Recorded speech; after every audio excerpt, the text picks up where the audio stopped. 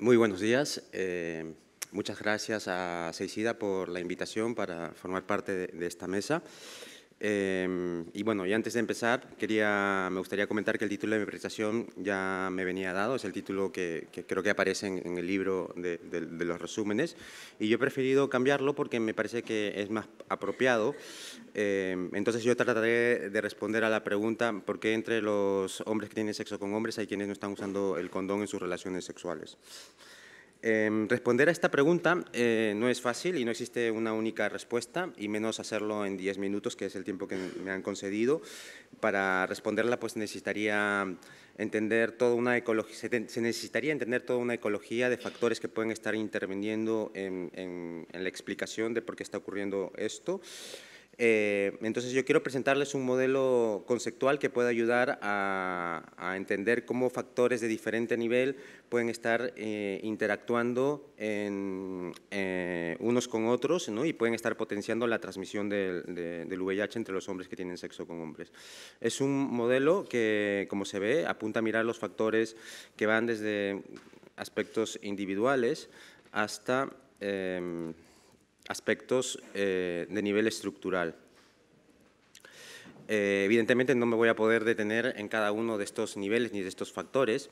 En 10 minutos solamente hablaré de 4 que me parecen muy importantes y que pueden estar dándonos luces o nos pueden ayudar a entender el por qué está ocurriendo lo que está ocurriendo entre los hombres que tienen sexo con hombres. Primero, antes de nada, quiero empezar por la base, por el núcleo de la transmisión. El riesgo de infección por el VIH, ¿no? Y otras infecciones de transmisión sexual está vinculado a la prevalencia que existe en una población dada, ¿no? Entonces, esto hace que el impacto del VIH sea dispar entre la población general y la población, la población de hombres que tienen sexo con hombres, ¿no? Como ya lo mencionado Arantxa, ¿no? En España la prevalencia del VIH en hombres que tienen sexo con hombres está alrededor entre el 12 y el 17%, y en la población general entre el 0,4 y 0,5%, ¿no? Entonces, resulta evidente que un gay que tenga más posibilidad de involucrarse con otro hombre que tenga el VIH, esta probabilidad sea mucho mayor, ¿no? Pero la elevada prevalencia entre los hombres que tienen sexo con hombres pueden explicarse además por factores biológicos, ¿no? Que también hacen la diferencia con respecto a la población general, ¿no? Por este impacto desigual del VIH con respecto a la población general. Y estos factores biológicos explican gran parte de esta diferencia, ¿no? Los hombres homosexuales tienen 140 veces mayor riesgo de adquirir el VIH que un hombre heterosexual, ¿no? Y esos factores biológicos tienen que ver básicamente con 3 cosas, ¿no? El sexo anal, todos sabemos que el sexo anal es la práctica sexual que tiene mayor riesgo sexual. Otro aspecto tiene que ver con el rol sexual. La mayoría de hombres homosexuales practican la versatilidad, o sea que son activos y pasivos indistintamente. Se sabe que por estudios que se han hecho de modelados que si los hombres homosexuales fueran activos o pasivos excluyentes, el impacto del VIH no tendría las mismas características que tiene ahora, ¿no? Incluso se ha llegado a decir que puede llegar a tener los niveles que el de la población general. Y por último, a nivel biológico están las infecciones de transmisión sexual, no diagnosticadas y no tratadas, como todos sabemos, pues una infección de transmisión sexual lo que hace es facilitar la adquisición del VIH. Ahora, ¿qué pasa con el uso del condón, ¿no? No sé si lo saben, pero el colectivo gay es el colectivo que más utiliza el condón en comparación con la población heterosexual. Entonces, la pregunta que seguramente surgirá es si los hombres gays utilizan más el condón, tienen más información y estás más concienciado con respecto al riesgo, ¿no? ¿Por qué están ocurriendo más transmisiones, ¿no? Todos sabemos que los condones son un elemento muy importante en la prevención del VIH, pero dada la elevada frecuencia de su uso y su eficacia imperfecta, pues un número importante de transmisiones pueden ocurrir a pesar del uso del condón. ¿No? Recientemente se han publicado unos estudios en los cuales se habla acerca de la eficacia de la efectividad del uso del condón en el sexo anal y se ha encontrado que es del 70% y no del 80% como se había venido diciendo, ¿no? Además, también en otro gran estudio que se ha hecho en Canadá, se encontró que entre una muestra gigantesca de hombres VIH negativos, los que se llegaron a infectar, el 50% de ellos utilizaban consistentemente el condón. Entonces, vemos que el condón no resulta ser la panacea, ¿no?, de la prevención del VIH entre los hombres que tienen sexo con hombres.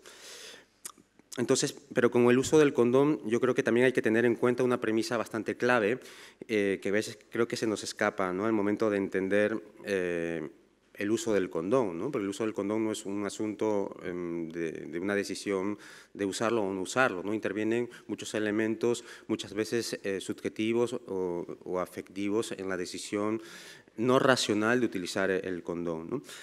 Y yo creo que esto pasa por una premisa clave, que es que a la mayoría de los hombres no les gusta utilizar el condón, ¿no? Entonces la tendencia va a ser a que muchos hombres puedan tener lo que se llama un resbalón o un desliz, ¿no?, con respecto al uso del condón, porque siempre va a aparecer esta tendencia instintiva, esta tendencia pulsional, esta tendencia de descontrol, ¿no?, a hacer algo que resulta más gratificante y placentero, ¿no? Y que sobre esto no voy a entrar porque creo que muy bien lo explicó el doctor Félix el día miércoles, ¿no? Entonces, entender la elevada prevalencia, además, ¿no?, entender la elevada prevalencia de la infección por el VIH y otras infecciones de transmisión sexual y la frecuencia de la penetración anal sin condón en el colectivo gay, implica también comprender lo que significa, y es un aspecto que muchas veces nos ha escapado a los que trabajamos en prevención, es el significado de la sexualidad y el sexo entre hombres, ¿no? En el discurso epidemiológico creo que se ha prestado muy poca atención, ¿no?, a lo que significa el sexo anal o el intercambio de semen entre hombres, ¿no? Y así como tampoco se ha prestado muy poca atención a la cultura sexual gay, con sus códigos, con sus normas, con sus valores, ¿no? Por ejemplo, muchas veces he escuchado yo de algunas personas de plantear estrategias o programas de prevención que incluyan la reducción del número de parejas sexuales, ¿no? Entonces yo me preguntaba si estas personas se habían puesto a preguntar qué cosa significa para un hombre gay tener múltiples parejas sexuales, ¿no? O qué cosa está detrás de tener diferentes parejas sexuales, ¿no? Yo creo que es una cosa que muchas veces nos ha escapado entender justamente este tipo de cosas. Y bueno, me detendré en estos 4 aspectos que creo que son importantes y que permiten entender en cierta medida ciertos factores que están interactuando en el comportamiento sexual de los hombres, de estos hombres que finalmente los llevan a tener prácticas de riesgo. Uno de estos factores es la aparición de las nuevas tecnologías, como son el uso de Internet y de las aplicaciones geosociales para buscar parejas sexuales, ¿no? La consecuencia más directa que creo que ha tenido la aparición de estas nuevas tecnologías es en el aumento del número de parejas sexuales por la rapidez y por la efectividad, ¿no?, que resulta la búsqueda.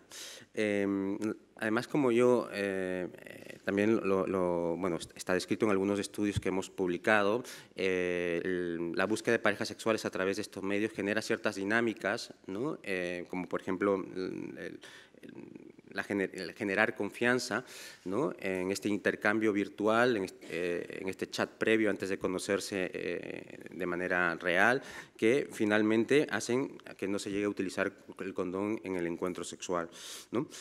El uso actual de las aplicaciones móviles está teniendo un efecto añadido al impacto que ha tenido Internet sobre la conducta sexual, ¿no? Por ejemplo, el conocimiento de la cercanía física de las potenciales parejas sexuales favorece con menos esfuerzo el éxito de un encuentro sexual, ¿no? Asimismo, yo creo que una de las consecuencias también directas de estos fenómenos, ¿no?, es que ha habido una mayor globalización una mayor visibilización, perdón, de ciertas prácticas sexuales que antes podrían ser consideradas pues, marginales en el sentido de ser poco comunes o poco visibles, ¿no?, al colectivo, ¿no?, lo cual también permite acceder rápidamente a hombres con los mismos intereses sexuales, ¿no? Esto también, esta globalización de las prácticas sexuales, yo creo que producto, ¿no?, de la aparición de estas nuevas tecnologías, han pasado a ser más visibles, como decía, y también más atractivas, ¿no? Algunas de estas prácticas que antes podían ser consideradas marginales, como el fistfucking o, por ejemplo, las prácticas del sexo en grupo, las sex parties, ¿no?, han aumentado considerablemente en los últimos años, ¿no? Yo estoy casi seguro que muchas de las transmisiones del VIH y otras infecciones de transmisión sexuales ocurren en el contexto del sexo en grupo, ¿no? Y el sexo en grupo, lo que trae, digamos, el sexo en grupo es la creación o la formación de redes sexuales, porque los aficionados a este tipo de sexo van formando vínculos, ya no solamente sexuales, sino también sociales, ¿no? Y ya todos hemos escuchado la importancia que tienen las redes sexuales en la transmisión de las infecciones de transmisión sexual, ¿no?, tal como lo explicó Eva del CESCAD el día miércoles. Otro aspecto importante es el consumo de drogas recreativas. Ya la asociación del consumo de drogas recreativas y las prácticas sexuales de riesgo entre hombres que tienen sexo con hombres ha sido por demás demostrada. Uno de los principales motivos del consumo de drogas en el contexto sexual es que estas potencializan el placer, ¿no? Por lo que muchas veces suelen utilizar en este contexto de sexo en grupo, ¿no?, en tener largas sesiones de sexo. De esto no me voy a detener mucho, pero simplemente quiero dar la voz de alerta con respecto al ingreso de una nueva droga recreativa, que es el crystal meth, la metanfetamina, más conocido como tina.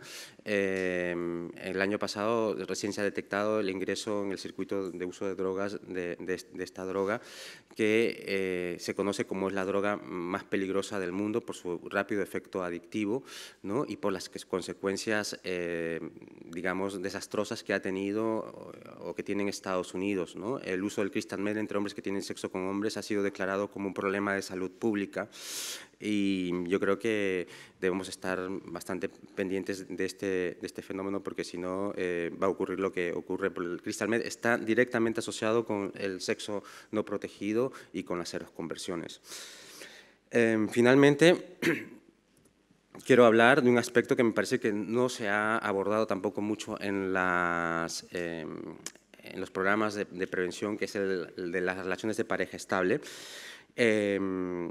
Nosotros en los diversos estudios que hemos hecho hemos encontrado que aproximadamente el 40% de las infecciones entre hombres que tienen sexo con hombres ocurren dentro del contexto de relaciones de pareja estable, y este porcentaje se puede incrementar hasta un 80% en otros grupos de hombres, como por ejemplo el de hombres latinoamericanos que tienen sexo con hombres, ¿no? Ya que hay unas diferencias culturales que son bastante importantes, pero bueno, se podrán mirar en otro foro. Yo creo que aquí el tema de la concepción del amor y de la relación pareja parece no ser protectiva, ¿no? La percepción de riesgo, ¿no?, cuando uno está enamorado o cuando uno tiene una pareja es baja, ¿no? Muchas veces se asume la relación como monógama y de fidelidad mutua, y esta concepción lleva muchas veces a que se asuma que la relación es así, ¿no?, sin haber, digamos, habido una verbalización acerca de qué tipo de relación es, ¿no?